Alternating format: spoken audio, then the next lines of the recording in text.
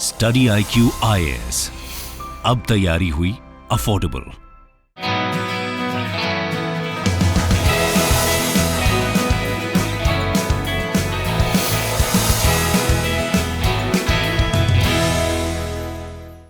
Hello and welcome to study IQ। मैं दिव्यांशी और आज मेरे साथ इस इंटरव्यू सेशन में जुड़े हैं मोहम्मद साकिब आलम जी, जिन्होंने यूपीएससी CSE 2021 एग्जामिनेशन में ऑल इंडिया रैंक 279 हासिल की है अपने 6th अटेम्प्ट में। पेशेंस, परसिवरेंस, कंसिस्टेंसी का एक ऐसा मिसाल। Welcome sir to study IQ और ढेर सारी बधाई। Thank you very much and it's a pleasure to be here. Journey थोड़ी सी लंबी रहती है और फिर फाइनली जो ड्रीम देखा है, जो सपना देखा है, वो अकम्प्लिश कर लिया होता है। हाउ इज द फीलिंग कि जो सपना देखा था आज पूरा हुआ? Yes, actually it's a wonderful feeling and क्योंकि मेरा सफर बहुत लंबा रहा और when I used to work in my past company, तो वहां भी जब मैंने रिजाइन किया तो मैं बता के आया था सबको कि मैं सिविल सर्विसेज के लिए जा रहा हूँ। उसके बाद 4.5 साल गुजर गए और फिर मैंने रिसेंटली रिजॉइन कर लिया था। So it was a bit of, on the sadder side कि now I'm back to my old life. But after 20 days of joining, the result came in and I was looking at the result and at that moment, you are not able to make sense of your emotions. So my hands were shaking, my body was shaking. I was breathing very shallow and my whole body was shaking. So it takes time to sink in those feelings, to absorb those feelings.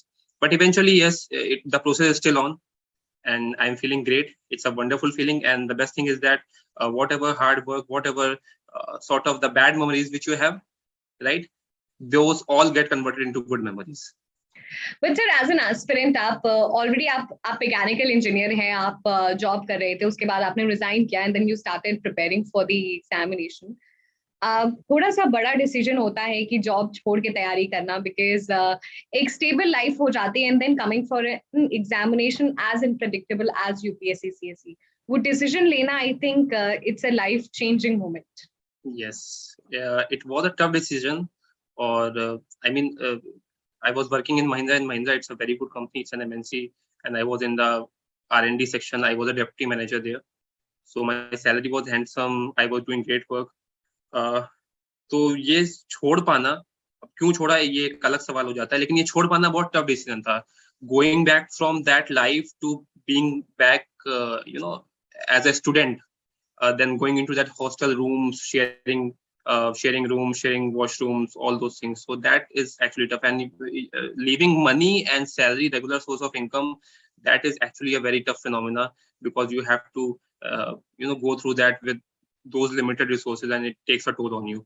तो sir, आपने जैसे बताया कि definitely थोड़ा सा tough होता है because you start getting a regular income and you also have a very good quality of life, और उसके बाद फिर एस्पिरेंट लाइफ में जाना थोड़ा सा डिफिकल्ट हो जाता है। वो transition is not very easy to sink in. But क्या ड्राइविंग फोर्स था कि you sustained in the examination process? बहुत सारी चीजें आपने सैक्रिफाइस की, तो मुझे लगता है कि जो ड्राइविंग फोर्स रहता है वो क्लियर हो जाए, it's not about just the chakachon that people dream for, but it's more about the real job. तो जो real job के लिए जो driving force था वो आपके लिए क्या था? देखिए, ये एक बहुत इंपॉर्टेंट सवाल पूछा आपने, बिकॉज अगर हम लोग कोई भी सिविल सर्विस एस्पिरेंट अगर वो खाली चकाचौंध ले जा रहा है या अथॉरिटी ले जा रहा है, तो वो एक्सटर्नल मोटिवेशन है और फिर वो सस्टेन कर पाना मुश्किल हो जाता है। तो अनटिल एंड अनलेस अगर आपके अंदर इंटरनल मोटिवेशन है ऑफ पब्लिक सर्विस, तो जनता की सेवा करने का अगर आपके अंदर जज्बा है, वही अगर आपका ड्राइविंग फोर्स है। और इसीलिए मैंने अपनी जॉब भी छोड़ी थी, बिकॉज मैं कंपनी में भी अच्छा परफॉर्म कर रहा था, तो मुझे लगा कि क्यों नहीं मैं अपने स्किल्स और टैलेंट्स डाइवर्ट करके इस फील्ड पे लगा सकता हूँ ताकि मैं जनता की सेवा कर सकूँ। वो आपको फीलिंग अपने अंदर लाना होगा, रोज उसको जीना होगा, आपको एक सिविल सर्वेंट की तरह जीना होगा, और फिर वही इंटरनल मोटिवेशन आपको आगे लेके जाएगा और फिर वही आपको सस्टेन कराएगा ऑल दोज हार्ड टाइम्स, जो कठिन वक्त आपने जो गुजारा। सर, जॉब आप जब कर रहे थे तो 2 अटेम्प्ट आपने दिया था, उसके बाद फिर जॉब छोड़ने के बाद जो बचा हुआ 4 अटेम्प्ट था, यू गिव दैट। बट जैसे हम कहते हैं कि स्ट्रैटेजी बनाना, उस स्ट्रैटेजी पर स्टिक करना, और over the years when you are not clearing the examination, तो उसमें जो चेंजेस हैं एग्जामिनेशन की डिमांड के हिसाब से, जो भी अमेंडमेंट्स हैं वो करना बहुत जरूरी है। तो मैं चाहती हूँ जो बेस प्लान आपका था उसके बाद से क्या गलतियां रह गई थी, you realised over the year एंड फिर उस हिसाब से उस डायरेक्शन में आपने काम किया। जी, तो ये तो बहुत इसका जवाब बहुत लंबा हो जाएगा, लेकिन मैं कुछ इंपॉर्टेंट पॉइंट्स में बताना चाहूंगा। फॉर एग्जांपल जब स्टार्टिंग करी थी नौकरी छोड़ने के बाद की बात करते हैं, तो ऐसा था कि अंधाधुंध टेस्ट सीरीज वगैरह लगा रहे थे और ना ही ये जान भी नहीं पा रहे थे कि एक्चुअली पूछा क्या जाता है। So as far as prelims is concern, तो ये एक इशू था। फिर धीरे धीरे समझ में आया कि टेस्ट सीरीज लगाना इतना ज्यादा इम्पोर्टेंट नहीं था मेरे लिए। तो मैंने पिछले 3 साल में एक भी टेस्ट सीरीज नहीं लगाई है। लास्ट टाइम मैंने टेस्ट सीरीज 2018 में लगाया था। That was enough for me, और वो मैं समझ गया था कि इसकी जरूरत नहीं है। So I switch from test series to the previous year question papers. उसको लगाया, फिर समझ में आया कि कितने डेप्थ में पढ़ना है, कितना वाइड पढ़ना है, तो वो चेंजेस में लेके आया। एंड उसके बाद फिर लास्ट के 3 साल मैंने प्रीलिम्स क्लियर किया। इसी में एक एग्जांपल एक और देता हूँ, जैसे कि मेंस। फॉर मेंस एग्जाम हम लोग को लगता है कि डिफरेंट सोर्सेस से आप पढ़ लीजिए, मैक्सिमम जगह से पढ़ लीजिए तो आपके सारे ग्राउंड्स कवर हो जाएंगे। But mains is actually not about with. उसमें आपको डेप्थ में जाना है और आपको ब्रेनस्टॉर्मिंग करनी है। तो जिसने ब्रेनस्टॉर्मिंग नहीं करी उसका मेंस क्लियर नहीं हो सकता। तो ये सब चीजें हम लोग गलती कर करके सीखे और इसीलिए थोड़ा वक्त भी ज्यादा लग गया। बट ये तो ओवरऑल अगर देखा जाए अगर लर्निंग हो तो वो ये है कि आपको अपडेटेड रहना पड़ेगा कि यूपीएससी कैसे चेंज हो रहा है। और द मोस्ट इम्पोर्टेंट थिंग वो ये है कि आपको हर वक्त सेल्फ एनालिसिस करना है, इंट्रोस्पेक्शन करना है और अपने आप को चेंज करते रहना है। तो जैसे आपने बताया कि स्टार्टिंग में समझ में ही नहीं आता था क्या क्वेश्चंस पूछे जा रहे हैं, and then later on you realise कि किसी भी टॉपिक को अगर प्रीलिम्स पॉइंट ऑफ व्यू से समझें तो कितने डेप्थ में पढ़ना है, उसमें कितना ज्यादा उसमें कवर करना है। तो अगर ये थोड़ा सा बता सके अगर किसी एग्जाम्पल के साथ, ताकि जो नए एस्पिरेंट्स हैं उनको थोड़ी सी और अंडरस्टैंडिंग हो जाए, क्योंकि मैं स्पेसिफिकली नए एस्पिरेंट्स की बात करूं तो they just know few books syllabus and they start skimming through the book, but जो एक्चुअली डिमांड है यूपीएससी क्या पूछता है उसको उन्हें कैसे समझना है। राइट। तो अगर न्यू एस्पिरेंट्स की बात करें हम लोग, तो फर्स्ट ऑफ ऑल तो मैं ये कहना चाहूंगा कि सबसे पहले तो सिलेबस रट लें। अगर प्रीलिम्स की बात करते हैं, सिलेबस आपको रटा होना चाहिए। उसके बाद मोस्ट ऑफ द एस्पिरेंट्स क्या करते हैं कि वो क्योंकि एनसीईआरटी थोड़ा बोरिंग लगता है पढ़ने में, इस वजह से वो उसको स्किप कर देते हैं। बट वो आपको करना नहीं है। एनसीईआरटी 6 to 12 आपको पढ़ना ही पढ़ना है। वो आपका फाउंडेशन रॉक बनाएगा। सो अगर स्टेप वाइज देखें तो सबसे पहले आपको सिलेबस रटना है। उसके बाद आपको एनसीईआरटीज पूरा पढ़ना है। उसके बाद फिर आप बेसिक बुक्स पे आएंगे। अच्छा, अब लोग नए स्टूडेंट्स क्या करते हैं, वो पहले दिन से ही नोट्स बनाना चालू कर देते हैं, पहले दिन से ही आंसर राइटिंग चालू कर देते हैं। लेकिन आपको ये नहीं करना है। ट्रस्ट मी, अगर आप बिना पढ़े बिना चीजों को जाने अगर आप ये कर रहे हैं तो फिर that is actually a wastage of time. तो आप पहले पूरा पढ़ें, सब्जेक्ट जितने भी हैं उनकी आप अंडरस्टैंडिंग ले लें, उसके बाद नोट्स वगैरह बनाना चालू करें। और उसके बाद आप एक बार पीवाईक्यू देखें। So this NCERTs plus syllabus plus PYQ, ये आपका गाइडिंग वे बनेगा फर्दर प्रिपरेशन के लिए। और अगर आप चाहें तो मैं आपको बुक्स वगैरह भी बता सकता हूँ, although the list is very long off the books. So sir, तो जैसे आपने अभी कहा कि मैं रिसोर्सेज के बारे में बताऊंगा, रिसोर्सेज तो बहुत हैं मार्केट में, और वो कभी बिपिन चंद्रा पे जाते हैं, कभी स्पेक्ट्रम पे जाते हैं, पॉलिटी के लिए भी कई कंफ्यूज रहते हैं कि सुभाष कश्यप पढ़नी है, डीडी बसु पढ़नी है कि लक्ष्मीकांत से काम हो जाएगा। तो उनको ये क्लैरिटी कैसे आए कि मिनिमम रिसोर्सेज मैक्सिमम आउटपुट। जी, सबसे पहले इसमें एक चीज पता होना चाहिए कि स्टैटिक टू करंट अगर कंपैरिजन करी जाए तो आपका प्रीलिम्स क्लियर होता है स्टैटिक की वजह से। करंट का इतना योगदान नहीं होता है। हम लोग बहुत ज्यादा कंफ्यूज हो जाते हैं, करंट के लिए हम लोग इधर उधर भागने लगते हैं। तो मेरा फर्स्ट रिक्वेस्ट यही रहेगा कि focus on static.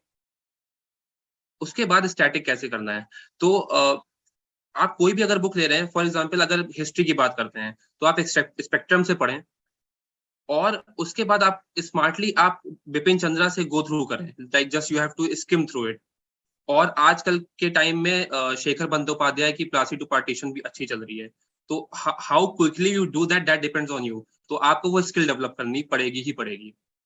But once you have done that, अब आप एक्स्ट्रा मत पढ़ें और आप सिर्फ रिवाइज करें, अपने नोट्स बना लें, बेहतर रहेगा। और उसको जितना रिवाइज करते रहें उतना बेहतर है।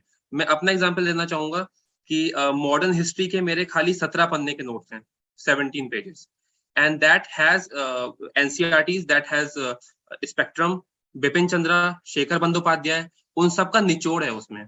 और फिर मैंने लास्ट 3 सालों में कोई किताब पढ़ी नहीं, क्योंकि मेरे नोट्स मेरे काम आ रहे थे। ये हो गई हिस्ट्री की बात। सिमिलरली फॉर पॉलिटी, पॉलिटी में आपको एनसीईआरटीज पहले पढ़ना है, this is mandatory for polity. क्यों? क्योंकि जो बेसिक कॉन्सेप्ट्स है, what is democracy, what is secularism, what is a republic, ये सब चीजें एनसीईआरटीज में बहुत अच्छे से बताई गई हैं। और क्योंकि ये सब चीजें टेक्निकल चीजें हैं, तो एनसीईआरटी में बच्चों की तरह समझा के उसको बिल्ड किया जाता है। अगर आप डायरेक्टली स्पेशलाइज किताबों पे आ गए, तो आप वो जो उसके पीछे जो लॉजिक था, जो उसकी सोल थी, वो आप नहीं समझ पाएंगे। तो आप एनसीईआरटीज पढ़ लें। उसके बाद आई वुड से कि Laxmikanth is more than enough, और उसके बाद आप उसको कनेक्ट करें विद करंट। मैंने डीडी बसु भी पढ़ी हुई है, so it's a very good book if you want to increase your knowledge. But as far as prelims is concern, इतना ज्यादा आपके काम नहीं आएगा। हाँ, लेकिन यूपीएससी में एक चीज ध्यान रखें कि आपको एक वेरिड रीडर बनना पड़ेगा, being with in the target. But your source of preparation should be these books only, not much. तो सोर्सेज बहुत ही लिमिटेड रखने हैं। और करंट अफेयर्स की अगर बात करें तो मैं प्रीलिम्स की ये भी बात करूंगी। जैसे अगर हम इवॉल्विंग यूपीएससी का नेचर देखें तो questions are becoming little tough, unpredictable होता जा रहा है प्रीलिम्स। किस तरीके से प्रीलिम्स की तैयारी के लिए और किन खास बातों का ध्यान रखना है, और जो करंट अफेयर्स का पार्ट है उसको कैसे कवर करना है? राइट, तो करंट अफेयर्स की बात करते हैं। देखिए, करंट अफेयर्स इतना वास्ट है और इतना वेरिड है, एंड यूपीएससी का भी आप देख रहे हैं कि कुछ समझ में नहीं आता है क्या पढ़ना है as far as current affairs is concern. तो इसमें 2 चीजों का ध्यान रखें। वो ये, सबसे पहला कि आपको प्रीलिम्स क्लियर कराएगा स्टैटिक, नॉट करंट, तो you should focus on static more. और सेकेंडली, करंट अफेयर्स में एक लेवल पे आके आपको सेल्फ सेटिस्फैक्शन ले लेना है कि मैंने इतना कर लिया है, इससे ज्यादा मुझे नहीं करना है। इसी को रिवाइज करना है, इसमें हो पाया तो बहुत अच्छी बात है, एल्स कोई बात नहीं। You don't have to attempt all the questions in the exam, UPSC even doesn't want that. तो मेरी क्या फिलॉसफी थी कि मैं मैक्सिमम 2 सोर्सेस से पढ़ता था और उसको मैं रिवाइज करता था। उसमें अगर आया तो बहुत अच्छी बात है, अदरवाइज कोई बात नहीं। तो ये आपको अपने अंदर एक रिस्क टेकिंग एबिलिटी या फिर एक अपने अंदर सेंस ऑफ कन्विक्शन लाना पड़ेगा, तभी आप करंट अफेयर्स, ये मैं अपने बहुत सारे लोगों को मेंटर करता हूँ, मैं उनको भी ये चीजें बार बार बता चुका हूँ। तो आपको कन्विक्शन लाना पड़ेगा अपने अंदर एक लेवल के बाद। सर, करंट अफेयर्स के भी नोट्स बनाने हैं, या फिर किस तरीके से करंट अफेयर्स को जो भी स्टैटिक पोर्शन है उसके साथ सब्सटैंशिएट करना है? करंट अफेयर्स के नोट्स अगर आप बना रहे हैं तो बहुत अच्छी बात है। मैंने 2020 में ट्राई किया था ये, और मुझे उसका फायदा मिला था। बट 2021 में मेरे पास टाइम कम था, इस वजह से मैं नोट्स नहीं बना पाया, तो मैंने उसको स्मार्टली मार्क कर लिया था। So it should be like this कि आप जब रीड कर रहे हो, फॉर एग्जाम्पल आप कोई मंथली मैगजीन आप रीड कर रहे हो, तो उसमें first of all based on your experience of PYQ, you should know कि उसमें से क्या पढ़ना है, क्या छोड़ना है। Point number 1। अब आप जो पढ़ रहे हो, जो इंपॉर्टेंट है फॉर प्रीलिम्स, उसको आप हाईलाइट कर लो या फिर आप अंडरलाइन कर लो बुक ही में, if you are not making notes, right. The next time when you are going to revise that, then make it a point कि आप सिर्फ उतना ही पढ़ो जितना आपने अंडरलाइन किया था। ऐसे आपका रिवीजन भी होगा और ऐसे ही आपका टाइम भी बचेगा। बार बार किताब पूरी पलटने की और पढ़ने की जरूरत नहीं है। तो ऐसे आपको करंट तैयार करना। सो जब 6 अटेम्प्ट की जर्नी रहती है तो बहुत सारे अप्स एंड डाउन्स भी रहते हैं, और वो भी जब आप बहुत ही एक अमेजिंग वर्क एक्सपीरियंस के साथ आते हैं, you have worked in extremely amazing project of Mahindra, अगर मैं चाहती, तो उसके बाद जब चीजें doesn't work out in your favour, तो how to sustain in the journey? वो माइंडसेट कितना स्ट्रांग होना चाहिए? जर्नी मेरी महिंद्रा में बहुत अच्छी रही थी। 2014 से 18 मैंने काम किया महिंद्रा में। I firstly got into as a GAD there, and then I was promoted to deputy manager, assistant manager, then deputy manager. So I was working on very bright projects of Mahindra. उसमें से एक वो वाला भी था जो Blazo trucks जो है महिंद्रा की, जिसमें कि you have seen those Ajay Devgn ads, truck ने माइलेज नहीं दिया, ट्रक वापस कर दें। So I was a part of that team also. I did some innovations also there, like I transformed the whole system of bomb making. Bomb is like bill of materials of the vehicle. So it was earlier a human driven process. I strive to automate it. तो वो भी एक किया. I was awarded the highest Mahindra award at company level, that is the RISE Awards for driving positive changes. तो ये सब मैंने किया. उसके बाद फिर वो चीजें छोड़ के बट हाँ, इसमें एक पॉजिटिव पॉइंट ये है कि उन्हीं से मुझे रियलाइजेशन हुआ कि मुझे इस फील्ड में आना चाहिए. I mean, if you have that potential and if you are not tapping it, then it's actually useless for you as well as for the society. तो उसके बाद फिर उस पोटेंशियल को लेके मैं यहाँ पे आया. चैलेंज एक दिमाग में लेके आया था मैं. And I must also tell you that I had a GRE score of 320 out of 340. So I was just ready to go to US for further studies.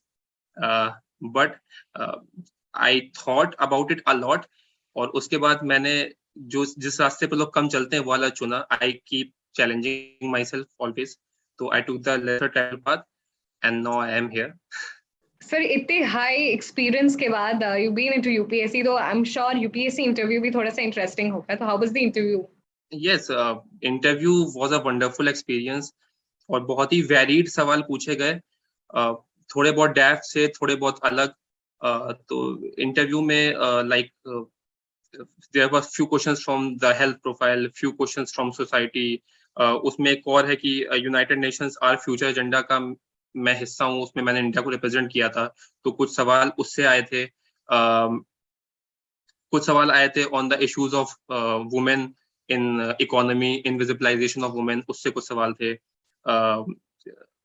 Question on the banning of triple talaq, instant triple talaq. Question on the pension, difference between pension schemes for politicians and civil servants. Role of companies in whether they are doing things ethically or not. As an automobile engineer, what do I think, whether the government policies, taxation policies in automobile sector, are they anti-progressive or not?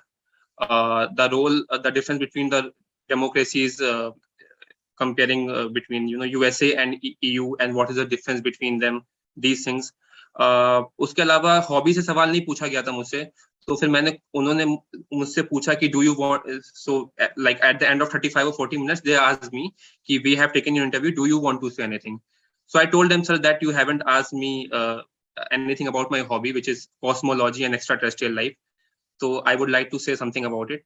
Then they gave me 3 or 4 minutes to speak on that. So that is where I think I made a mark, a special mark, and so it was a wonderful experience. क्या आपसे कुछ situational questions भी पूछे गए?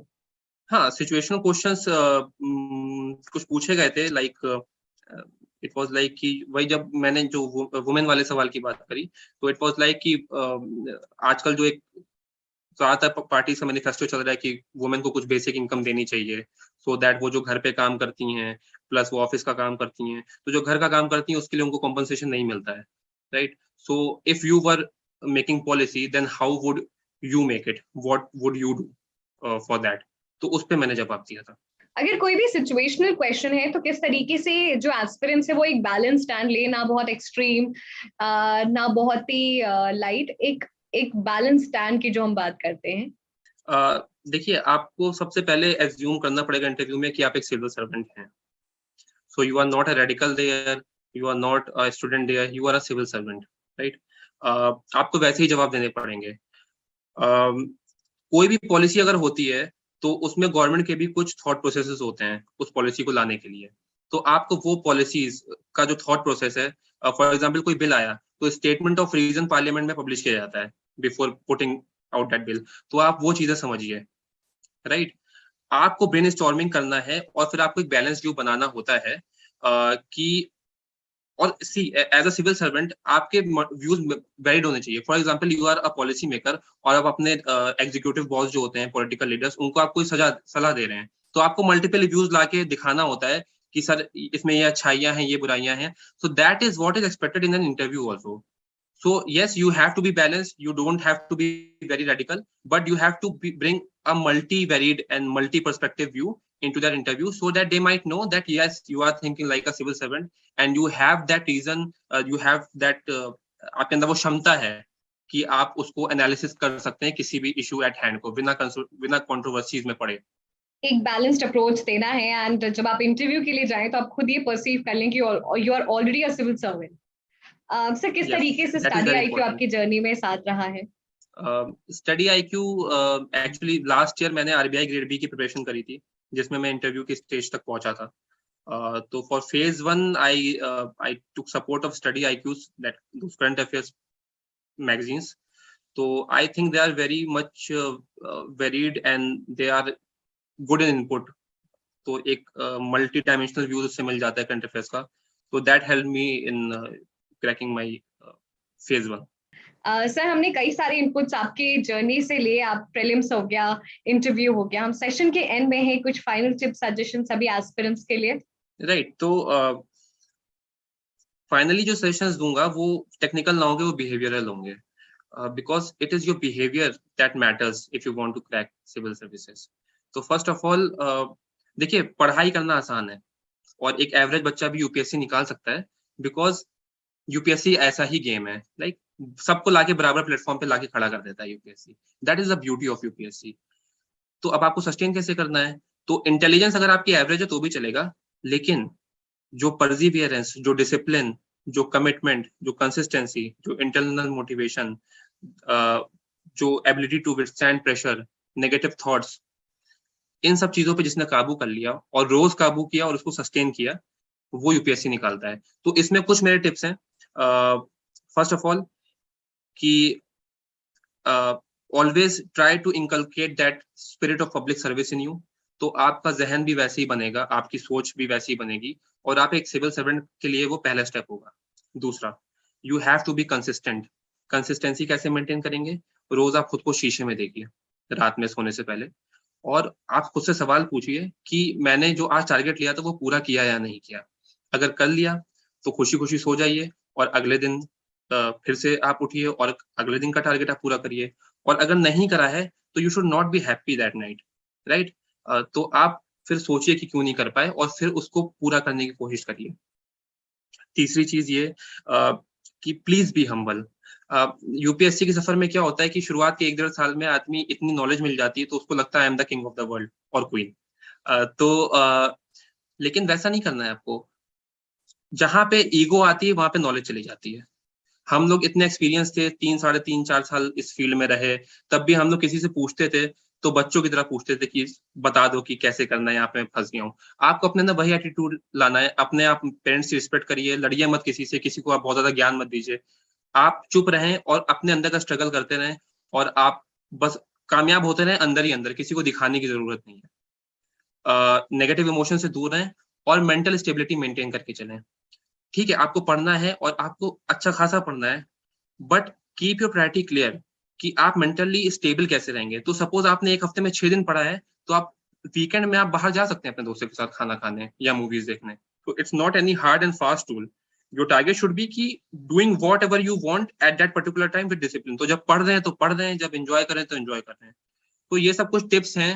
Internal motivation maintain करते रहें, सबकी respect करते रहें, नॉलेज आती रहेगी. और यही चीज है. सोशल मीडिया से दूर रहें, ऑब्वियसली सोशल मीडिया से दूर रहें, पब्लिक डिबेट्स वगैरह ना देखें, न्यूज वगैरह वाली. So this is how you become a civil servant finally. And I think these are very valuable advice क्योंकि the process itself makes you a good civil servant. और हम जैसे कहते हैं ना कि वहां पे जब आप इंटरव्यू जो कि फाइनल स्टेज होता है वहां पे आप जब प्रेजेंट करते हैं तो that is reflection of the entire process that you have gone through in your preparation days. तो I think the behavioural changes जो सर बता रहे थे इट्स वेरी इंपॉर्टेंट कि कभी ईगो मत आने दीजिए, because it lot of times it happens कि हमें लगता है कि हमें ये ज्ञान है, हमें वो ज्ञान है, but ultimately how you perform there and how you reflect there as per the demand of UPSC, I think that is very important. और yes. बहुत जरूरी है कि आप काम रहें, कंपोज रहें और जैसे सर ने कहा अंदर ही अंदर कामयाब होते रहें और जब फाइनल रिजल्ट आएगा तो वो कामयाबी अपने आप शोर मचाएगी. बेशक. Thank you so much sir for joining us in this interview session. पूरी टीम की तरफ से ढेर सारी शुभकामनाएं. मेरा नाम प्रभाकर मिश्रा है और मैंने स्टडी आईक्यू का कोर्स किया है और शशांक सर की क्लास बहुत ही अच्छी चल रही है. नोट्स बहुत अच्छे हैं और बहुत ही अच्छे तरीके से पढ़ाते हैं. मेंटरशिप प्रोग्राम भी बहुत अच्छा है, सारे डाउट क्लियर हो जाते हैं. और मुनीब भट्ट सर जो मेंटर है मेरे, वो जब भी मेरे को ज़रूरत होती है वो मैं उनको मैसेज करता हूँ तो वो रिप्लाई करते हैं और मोटिवेटेड रखते हैं. जैसे कि हर दिन मॉर्निंग में सुबह अच्छे दिन की स्टार्टिंग करने के लिए हमेशा इनक्रीज करते रहते हैं। Thank you sir. Study IQ IAS, अब तैयारी हुई अफोर्डेबल।